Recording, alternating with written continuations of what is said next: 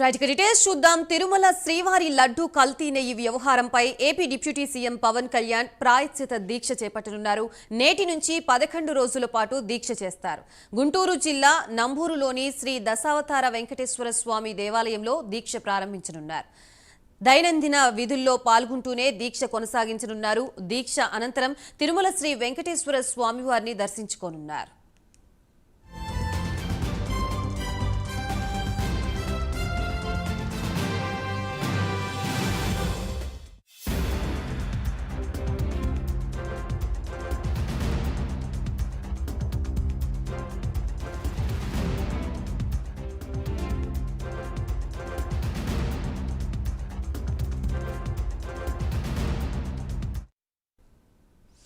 మొత్తంగా తిరుమల శ్రీవారి లడ్డు కల్తీ నెయ్యి వ్యవహారంపై ఏపీ డిప్యూటీ సీఎం ఒక కీలక నిర్ణయం తీసుకున్నట్లుగా తెలుస్తోంది. దానికి సంబంధించి పూర్తి వివరాలు అందించడానికి మా ప్రతినిధి రవికృష్ణ సిద్ధంగా ఉన్నారు. రవికృష్ణ.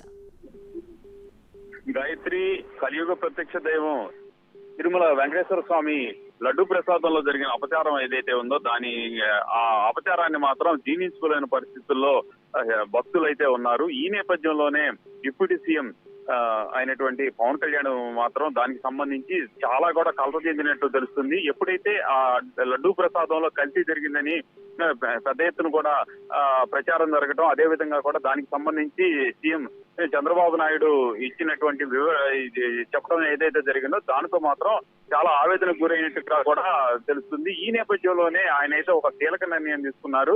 దానికి సంబంధించి ఏదైతే అపచారం జరిగిందో అపచారానికి సంబంధించి తాను మానసికంగా కూడా ఎంతో ఆవేదనకు గురవుతున్నట్లుగా కూడా ఆయన ఎక్స్ ద్వారా తెలియజేశారు. ఈ నేపథ్యంలోనే ప్రస్తుతం ఆయన అయితే మాత్రం 11 రోజుల పాటు దీక్ష తీసుకోవడానికి రెడీ అయ్యారు.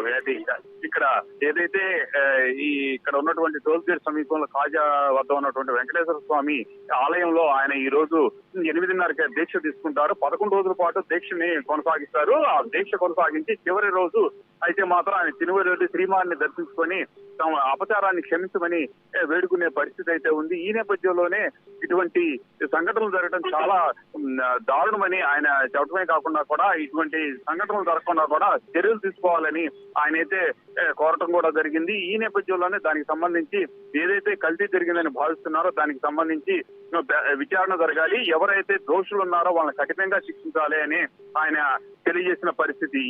దీనికి సంబంధించి ఈ రోజు ఆయన దీక్ష తీసుకోవడం, 11 రోజుల పాటు ఆ దీక్ష కొనసాగించడం, ఆ చివరి రోజు తిరుమల శ్రీవారిని దర్శించుకొని అక్కడ ఆయనైతే మాత్రం అపచారం జరిగినందుకు క్షమించమని ప్రార్థించేటువంటి పరిస్థితులు అయితే ఉన్నాయి. ఈ నేపథ్యంలోనే ఇప్పుడు 8:30కి ఆయన ఇక్కడ ఉన్నటువంటి వెంకటేశ్వర స్వామి ఆలయంలో దీక్ష తీసుకోబోతున్నారు. గాయత్రి.